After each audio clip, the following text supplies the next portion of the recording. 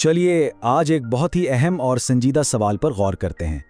सवाल यह है कि हम अपनी नौजवान नस्ल के लिए अपनी जिम्मेदारी निभा भी रहे हैं या नहीं। ये एक ऐसी पुकार है, समझ लें, जो हम सबके लिए है, और इसके जो नतीजे होंगे ना, उनसे बचना मुमकिन नहीं। तो इसी बात की गहराई में चलते हैं। देखेंगे पूरा तज्जिया ही एक बुनियादी सवाल से शुरू होता है। एक ऐसा सवाल जो शायद हम सबको अपने आप से पूछने की ज़रूरत है कि हम अपनी नौजवान नस्ल के मुस्तकबिल के बारे में वाकई कितने संजीदा हैं। इस सोर्स के मुताबिक अगर हम आज के नौजवानों की हालत को समझना चाहते हैं तो हमें कुछ बहुत अहम और फौरी सवालों का सामना करना पड़ेगा, और ये ऐसे सवालात हैं जो असल में हमारे अपने किरदार पर भी रोशनी डालते हैं। ये सोर्स अपनी पूरी बहस की बुनियाद 3 सवालों पर रखता है। पहला, कि नौजवानों के लिए हमारी संजीदगी का पैमाना आखिर है क्या। दूसरा, ये नस्ल जा किधर रही है। और तीसरा, जो शायद सबसे ज़रूरी सवाल है, कि हमने उन्हें विरसे में दिया क्या है। यहाँ सोर्स एक बहुत साफ बात कह रहा है कि हम अपने किए के नतीजे से भाग नहीं सकते। जो कुछ बड़ी नस्ल ने फैसले किए या जहां वो खामोश रहे, वही चीजें सीधा सीधा नौजवानों के मुस्तकबिल की शक्ल बना रही। तो चलिए अब देखते हैं कि वो बहरान है क्या जिसका सामना इस सोर्स के मुताबिक आज के नौजवानों को करना पड़ रहा है। आखिर ये मुश्किलात हैं क्या और आ कहां से रही हैं। सोर्स कहता है कि एक सबसे बड़ा खतरा तो मोबाइल फोन्स और टैबलेट्स का बेदरेग इस्तेमाल है। उनका मानना यह है कि ये डिवाइसेस नौजवानों को एक ऐसी गैर हकीकी दुनिया में धकेल रही हैं जो उन्हें बर्बादी की तरफ ले जा रही हैं।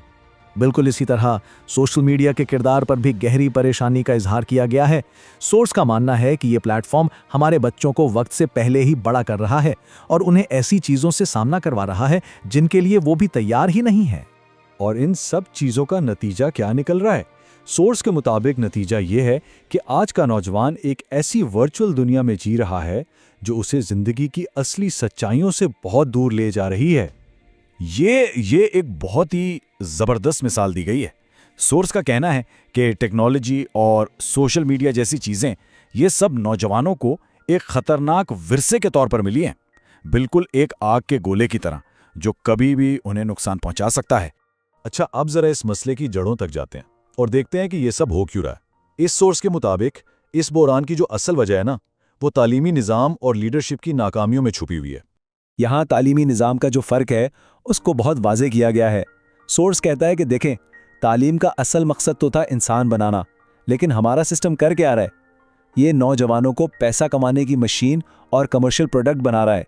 तालीम के साथ साथ एक और मसला है, लीडरशिप का बहरान।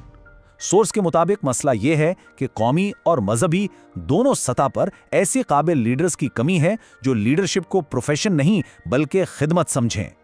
और इस सब का एक नतीजा ये भी सामने आ रहा है कि नौजवान मजहबी इदारों से दूर हो रहे हैं। उनके लिए चर्च जाना या बाइबल स्कूल जाना एक बोझ सा बनता जा रहा है, और इस वजह से वो रूहानी रहनुमाई से महरूम रह सकते हैं। तो इन सब मसाइल को समझने के बाद चलिए अब इस पैगाम के आखिरी और शायद सबसे अहम हिस्से की तरफ चलते हैं। ये हिस्सा कम्युनिटी लीडर्स और वालिदैन से सीधा सीधा अमल करने की अपील है। यहाँ ख़ास तौर पर उन लोगों से बात की जा रही है जो खिदमत और लीडरशिप की पोजीशंस पर हैं, और उनके सामने अपने जायजे के लिए कुछ बहुत गहरे सवालात रखे गए हैं। ये सवालात असल में लीडर्स को झंझोड़ने के लिए हैं, ताकि वो अपनी कारकर्दगी और अपनी नाकामियों को देखें। मतलब, क्या उन्होंने वाकई नौजवानों की जिंदगियों में कोई मुस्बत तब्दीली लाने के लिए कुछ किया भी है। तो सारी बात का निचोड़ ये है कि ये सवाल बड़ी नस्ल के आमाल और नौजवानों के मुस्तकबिल के बीच जो सीधा ताल्लुक है ना, उसको बिल्कुल साफ कर देता है। अगर हम अपनी जिम्मेदारी पूरी नहीं करेंगे तो फिर ये नौजवान नस्ल अपने पैरों पर खड़ी कैसे होगी। आखिर में सोर्स एक बहुत साफ और आसान सा प्लान बताता है। पहला स्टेप, अपनी जिम्मेदारी को कबूल करें। दूसरा स्टेप, वालिदैन के साथ मिलकर काम करें। और तीसरा, अपनी नौजवान नस्ल की बेहतरी के लिए प्रैक्टिकल कदम उठाएं।